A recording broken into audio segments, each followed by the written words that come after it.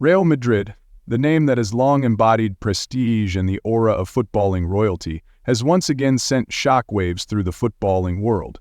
But this time it is not because of a thrilling victory or a legendary comeback. This time the uproar stems from how the club has used its official media channel, Real Madrid TV, to apply pressure ahead of key matches. The latest targets of this media firestorm are referee Jesus Gil Manzano and VAR official Hernandez Maeso, both appointed to oversee the crucial clash between Real Madrid and Celta Vigo. But this is not a one-off incident. It feels more like the next episode in a familiar script, a controversial media strategy that has become increasingly common at the Bernabeu. The pressing question is this: could it be that Real Madrid's relentless hunger for trophies, coupled with a growing obsession with perceived injustice, is causing the club to lose the noble identity that once made it a global icon? According to Mundo Deportivo, Real Madrid TV released a series of videos criticizing Gil Manzano for past mistakes, including a disallowed goal scored by Jude Bellingham against Valencia. They went as far as questioning why he was appointed for such a high-stakes fixture in the first place. It did not stop there. VAR supervisor Hernandez Maeso was also put under the spotlight. The videos outlined previous decisions allegedly made against Real Madrid's favor, from missed penalties to validating opponents' goals and failing to issue cards for reckless challenges. This was not the kind of post-match grumbling you see from most clubs. It was a calculated psychological strike, launched just before kickoff, aimed directly at the match officials. Things escalated further ahead of the Copa del Rey final against arch-rivals Barcelona. Referee Ricardo de Burgos Biengocheque became the focal point as Real Madrid TV aired archived footage, compiling a list of calls that had been labeled unfair to the Royal Club. The pressure became overwhelming. In his pre-match press conference, referee Biengocheque struggled to hold back emotion. He spoke with a breaking voice about the impact this scrutiny had on his personal life and his family. When a child goes to school and hears classmates call their father a cheat, that is not just a careless insult, it is a severe blow to one's dignity. It raises the question, where exactly is Spanish football headed? Pablo González Fortes, one of Spain's most respected VAR supervisors, broke his silence. He publicly condemned Real Madrid and their media channel, vowing concrete action. He said, "We will not allow this to continue. Very soon the truth will come out. We will rewrite history. We will not stay silent anymore." Real Madrid's response was equally resolute. They canceled their press conference and skipped their official training session ahead of the final. The traditional pre-match photo session between the two managers and captains was scrapped. Even the formal dinner between the club executives was called off. Sources told ESPN that Real Madrid had even considered not showing up for the final. Although the club later denied this, the message was loud and clear. They believed they were being targeted by a hostile refereeing establishment. The final eventually went ahead. Barcelona edged out a narrow victory. But the real story came after the final whistle.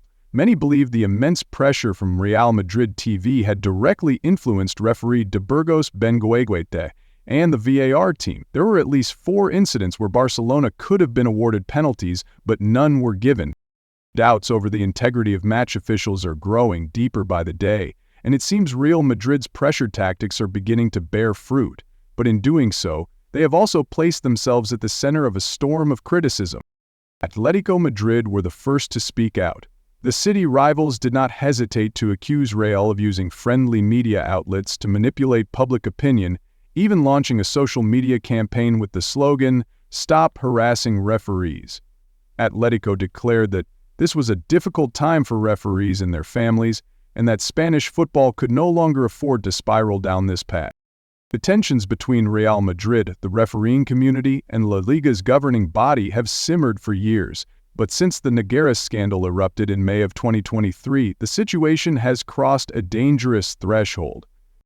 For Real Madrid and their supporters, the scandal planted seeds of deep mistrust in the transparency of the officiating system. Since then, Real Madrid TV has transformed into a self-proclaimed refereeing watchdog, analyzing controversial calls, dissecting key decisions, and spotlighting every past error that went against the Royal Club. But the campaign has not been received warmly. La Liga president Javier Tebas openly criticized Real for painting themselves as imaginary victims.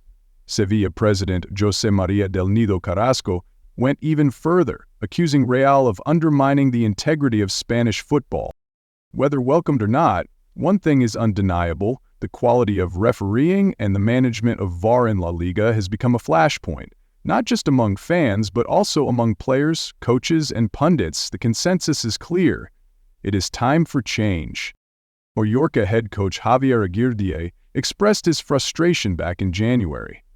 "I feel sad. I am starting to lose my love for football. I no longer feel the same excitement. It is the same scenes every match. They freeze the frame at the moment that works against you, and then they make a judgment.